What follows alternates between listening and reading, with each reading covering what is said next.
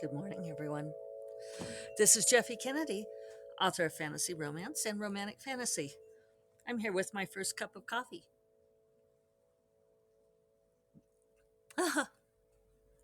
We have to do the yummy coffee dance. Today is Monday, August 30th. Almost done with August. Amazing, huh? Birthday month is almost over. My mom said the same thing. She said, now on to the holidays. Um, those of you on video, sharp viewers among you will note that I am using a new coffee cup. Look at it. Isn't it pretty? It's iridescent. It's got all these pretty colors in it, purples and golds. Um, it's got little Starbucks inside. Excuse me. David got it for me for my birthday with a Starbucks gift card tucked inside. He knows the way to my heart. He's very funny. He got me a big, fabulous present, which I will share. Um, but I'm not quite ready to share. That's mysterious, isn't it? It's a pair of boots. It's an amazing pair of Fluvog boots, but it's too early to wear them. So I need to get them like all laced up. You guys will see. I will. I'll actually show you on the podcast. We'll see if I remember to do that. But I'm definitely planning to take a photo of them because they're amazing. I'm trying to decide: can I wear knee-high boots in September in Florida, or will that just be dumb? It might be just dumb. I might have to just wait for an occasion here. So anyway, um, he got me all things that have to do with my morning ritual, which I mean, you guys know I am all about my ritual, right? And he knows this about me and loves me. So all of the little presents he got me were like my coffee cup and special spreaders so that I can spread the honey and sunflower seed butter on my toast the way I like to because I was complaining that I couldn't find my favorite spreader not long ago. And Auntie got me a pair of my very favorite kind of socks that I like to wear while I'm walking on the treadmill desk. I'm I'm almost a little embarrassed that that these are like where I live and this is what makes me so happy. But I guess, he knows me, right?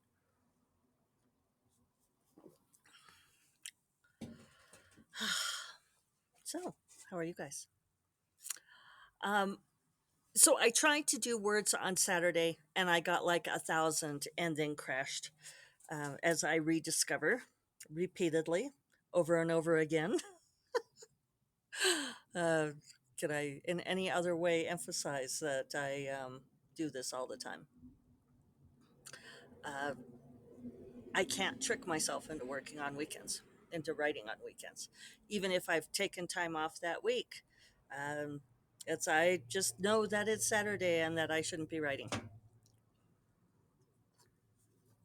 So I did a little bit, called it good, um, and then I ran some errands, got some good errand running done. Went and got my. I actually had like this whole free day thing going because I went and dropped off books at Beasley Books, and I'll put a photo on here. It'd be fun for you guys to see.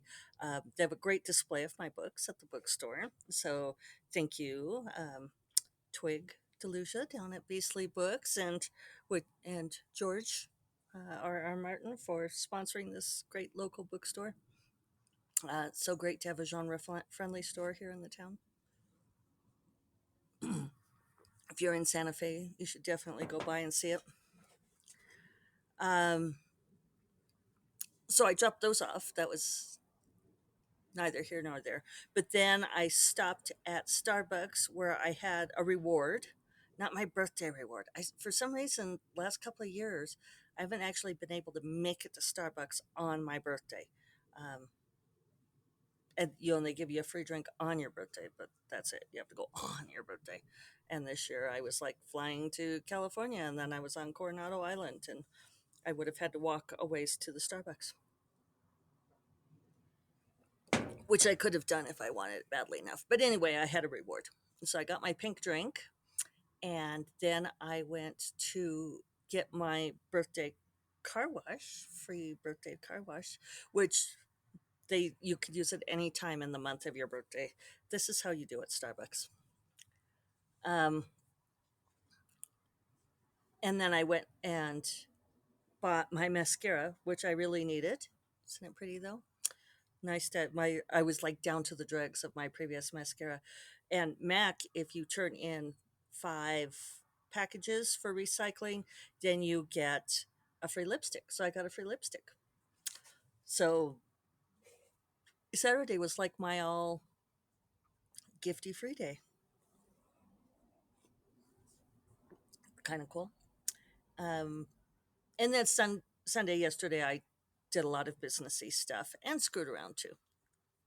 So it was nice to have kind of a low key weekend, and gonna hit it hard this week. And I have notes, 2 things to talk about. I think I could talk about both of these things. Um, One of them, I was trying to decide which one to talk about first. I was talking with some of the gals in the Faro Discord, Fantasy Romance. There's a Discord for the group, very active Discord. If you write any kind of fantasy romance, their definition is very, very broad. Um, it's people at all levels. And we were talking about marketing. It started because one of the gals asked me when I did the book bub for Dark Wizard what category I put it in. Did I put it in fantasy romance, or did I put it in fantasy or paranormal romance? Because BookBub both doesn't have a fantasy romance category. And so this is a funny thing.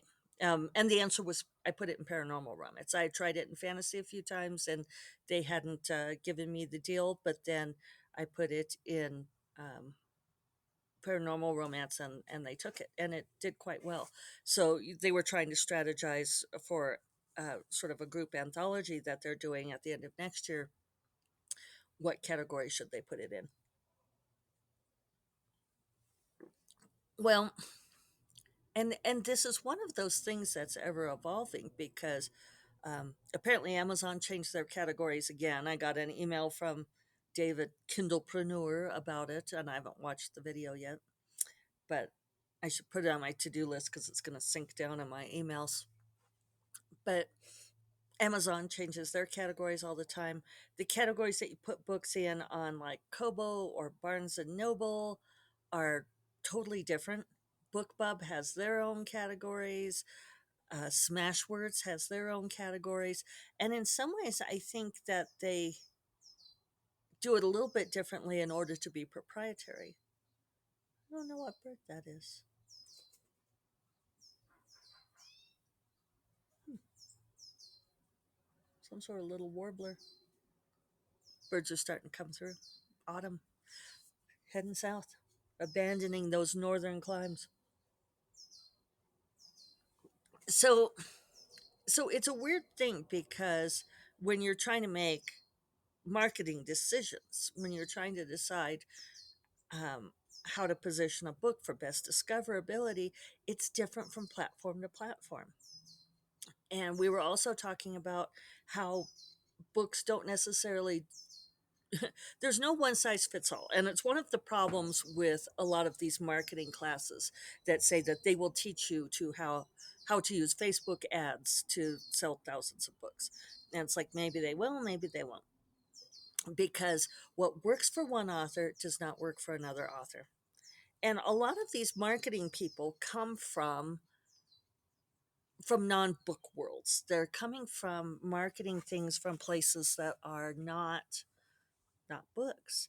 And the thing that we come back down to is that books are not widgets.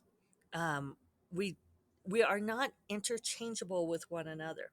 So, for example, let's say you're selling coffee mugs, okay, and you want people to buy your coffee mugs. And so you say, you extol the virtues of your coffee mug. And you say, well, my coffee mug is iridescent. It's got a nice square handle, so it's very modern looking.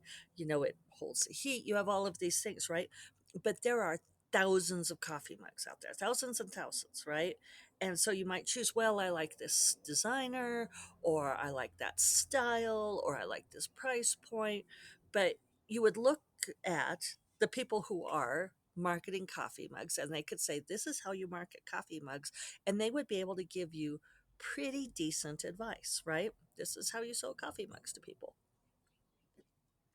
This is where the coffee mug buyers are.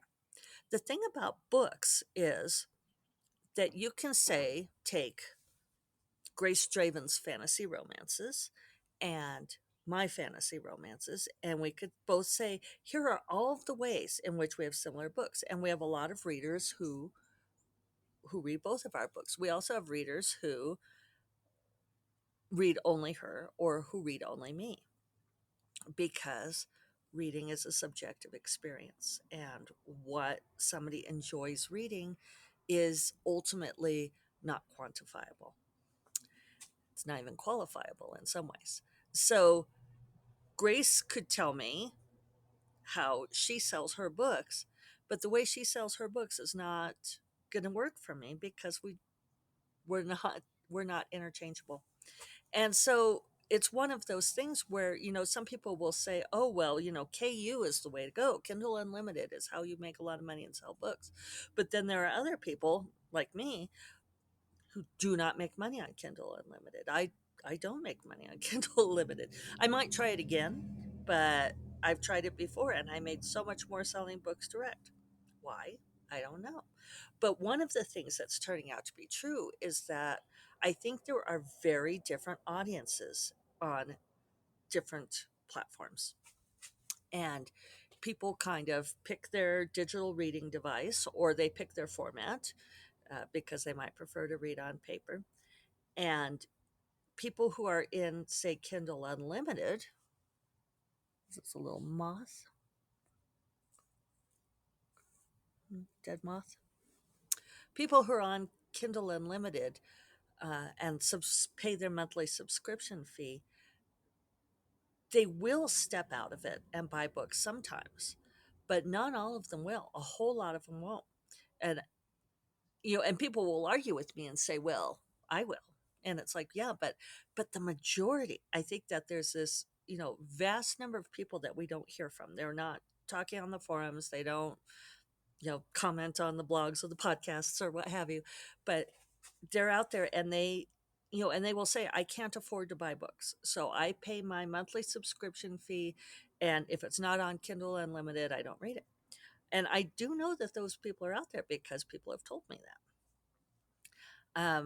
And then there are some of you who have said that you're not in Kindle Unlimited because you'd rather buy books because you feel like it supports authors better, um, which I think tends to be true.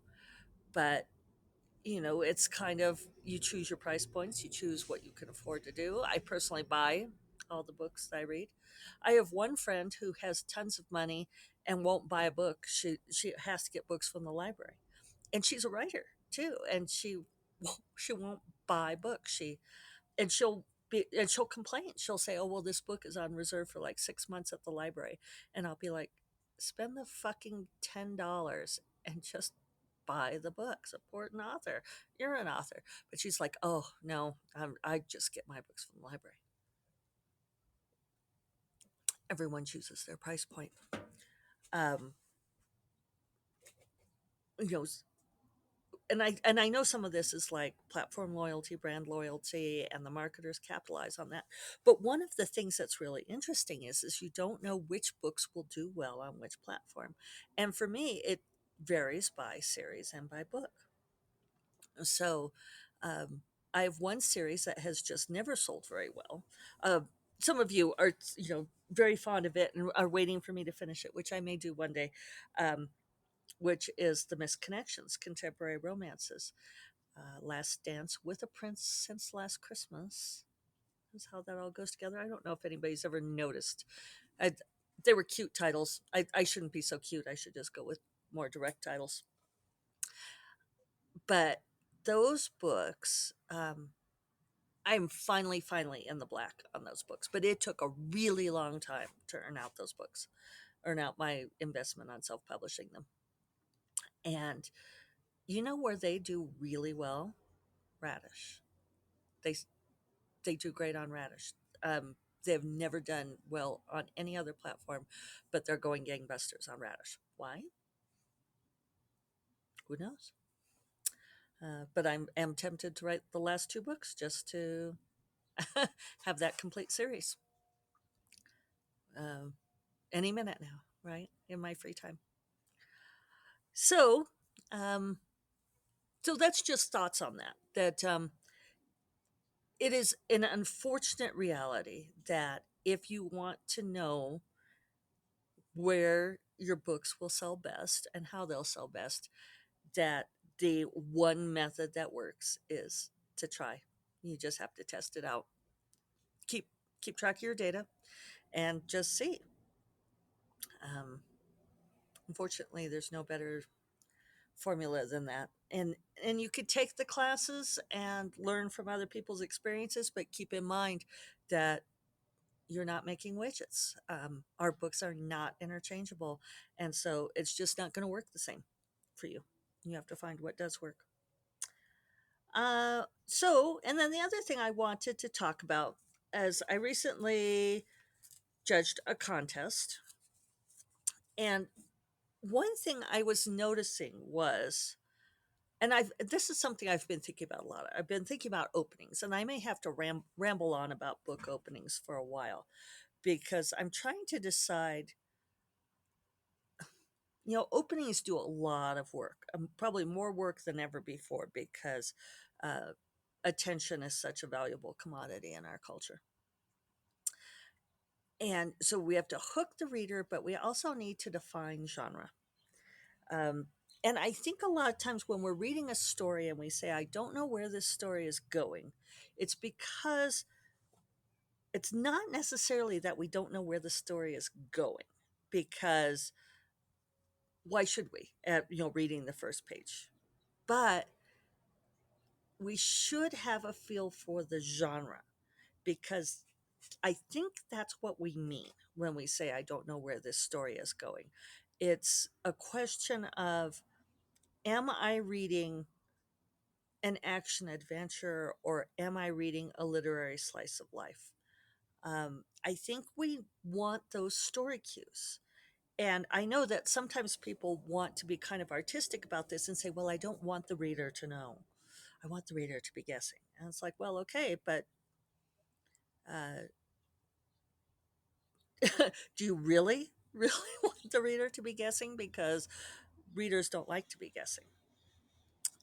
Not unless it's not, they want to be guessing in a good way. They don't want to be guessing in a, I have no idea where this story is going or if I want to keep reading it way. See what I mean? So it's just something to keep in mind. It was interesting reading these stories because,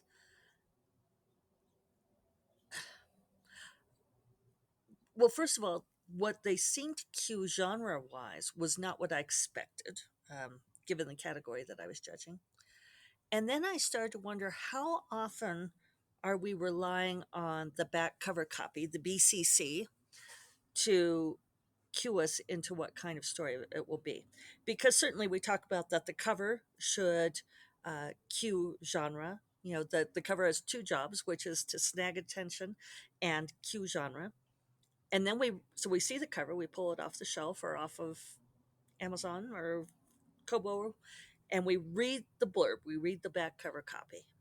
And we're looking for certain things when we read that back cover copy, which is, what kind of story will this be? So so maybe that's fair to assume that any reader who reads your story is already going to have those two cues. I don't know. Um, but I'm feeling like the opening of the story should also give that cue. And and it's hard to do, but It's something worth thinking about. And I'm going to keep mulling this. I'm trying to think about what makes an opening a good opening. Yeah. And I'm going to stop there. I'm tempted to keep rambling on, but I won't.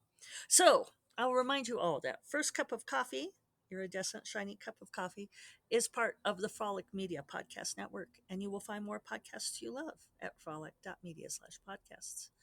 And I will talk to you all tomorrow. Have a marvelous Monday. I hope you go out and do fantastic creative things. You all take care. Bye bye.